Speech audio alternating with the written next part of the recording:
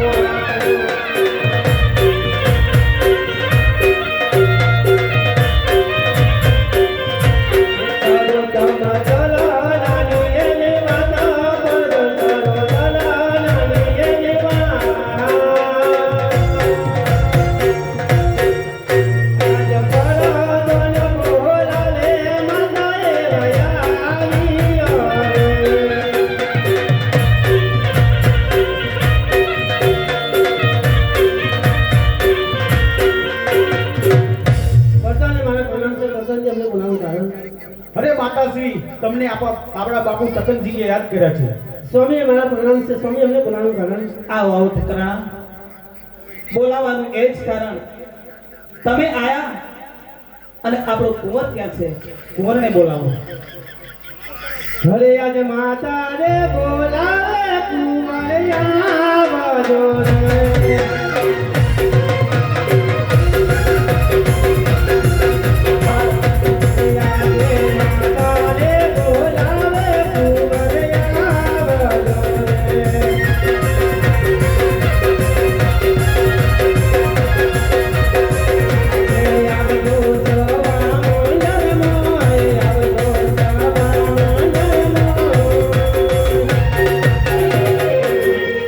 માતા રે બોલાવે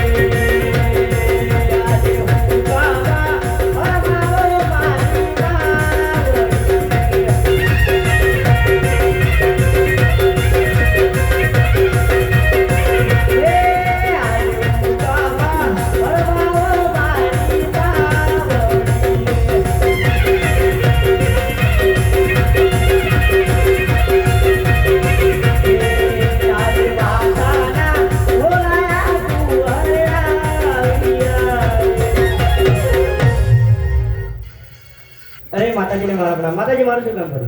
આપણા પિતાશ્રી યાદ કરે છે. પિતાજીને મારા આવો બોલ. બોલાવાનું એ જ કારણ ઠકરાણા હા ઘણા વર્ષોની યાદ તમને હું અપાવું છું કે આપણે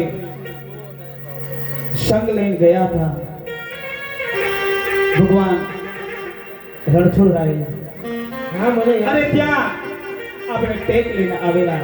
હે રંગીલા રણછોડ, હે દ્વારકાના નાથ, અમારે જરૂર પડશે ને તો તારે દ્વારે આવીશું, તારો સંગ લઈને આવીશું. ઠકરાણા એ વાતો પણ તમને પણ યાદ હશે. હા સ્વામી એ વાત પણ હજુ પણ મને યાદ છે કે આપણે ડાકોર અને પાવાગઢ જવાનું છે. તો ઠકરાણા આજ મારી કુળદેવીએ મને એક દીકરો આપ્યો છે. અરે કહેવતમાં કહ્યું છે એક આંખ વાળાને આંખ નહીં. અને મારા કાશ્યપ પઠાણ જોડે વેર બંધાયા. ઠકરાણા મારી તો ઉંમર થવા લાગી પણ આજ ભગવાનને મારે વિનવવા છે. રંગીલાને મારે આજ રાજી કરવા છે તો મારે જાત્રાએ જવું છે અને સંગ લઈ મારા ભાગવાના 42 મુવાડાના વડીલો ભાઈઓ બહેનો બધાને હાથે લઈ આજ ભાગવાના 42 મુવાડાનો દરબાર નહીં પણ એક ભક્ત તરીકે હું બિનવીશ. હે દ્વારકાના નાથ, હું રાજી કરીશ ભગવાનને. તો પ્રધાનજી જી મહારાજા. આજ મારા ભાગવાના 42 મુવાડાનો દંડેરો પીઠાવો કે આવતીકાલે બાપુ તખતસિંહે સંઘનું આયોજન કર્યું છે અને સંઘની અંદર ભાઈઓ બહેનો વડીલો તમામને આવવાનું છે અને એ જવાબદારી કામ તમને સોંપું છું. સંઘની અંદર વડીલો પણ આવવાના છે.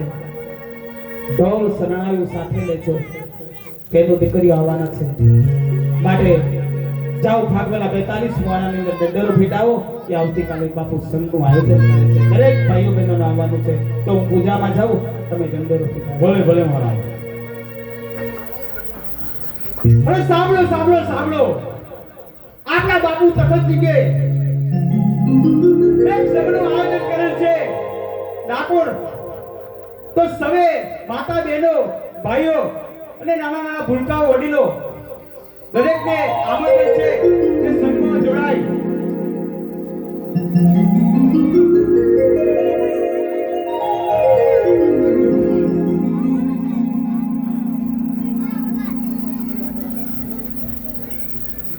અરે પ્રધાનજી ગયા છે, હજુ આવે કેમ નથી? અરે ઘડી ખમા બાપુનું. આવો આવો પ્રધાનજી, દરેકને આમંત્રણ આપીને આવ્યા ને. હા બરોબર, આમંત્રણ આપીને આવ્યો છું. તો સંઘની આપણે તૈયારી કરીએ. તો ચાલો મહારાજ તૈયારી કરીએ આપણે. જય દ્વારકાધીશ. હરે રાજા રાણી એક કુંવર પર ધન ચાલિયા રે. રાજા રાણી કુંવર પર ધન ચાલિયા રે. ચાલ્યા ચાકોર રાજા રાણી કુંવર પર ધન ચાલિયા રે. ચાલ્યા ચાકોર રાજા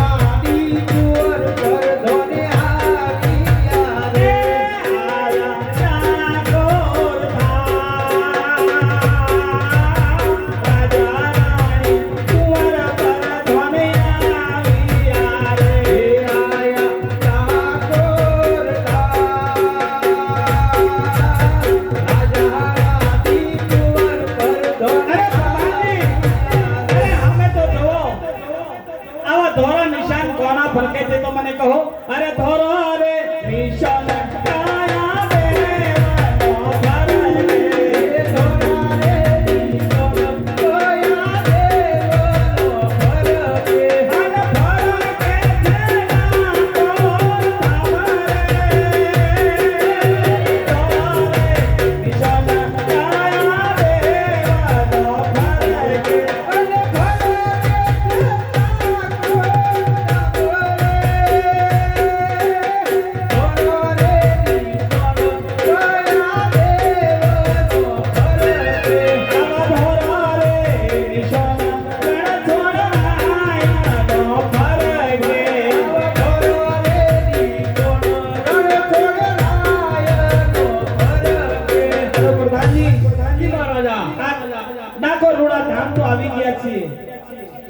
તો ભગવાનના દરબાર ખુલ્લા છે કે નહીં એ તો તપાસ કરો. ભલે બાપુ તપાસ કરું. અલે ભાઈ મંદિર ખુલ્લું છે કે? બોલો મંદિર જવા 5 વાગે મંગળાથી પૂછે. કેમ એવું? હા બહુ ટાઈમ થઈ ગયો છે. રાત તમારે રોકાવું પડશે અને સવારમાં વહેલા ઉઠીને આવજો. બાપુ કહો પ્રધાનજી. મંદિર સવારમાં 5 વાગે મંગલા આરતી ખુલશે. તો પ્રધાનજી સમય આપણી કન બહુ છે. બેનો દીકરીઓ વાજિંત્ર વાળા પણ આપણી સાથમાં છે. તો એકાદ અહીં રાસનું આયોજન થઈ જાય અને ભગવાનનો સમય પણ થઈ જાય, મંગલા આરતીનો સમય પણ થઈ જાય તો અહીં રાસનું આયોજન કરાવો પ્રધાનજી. ભલે.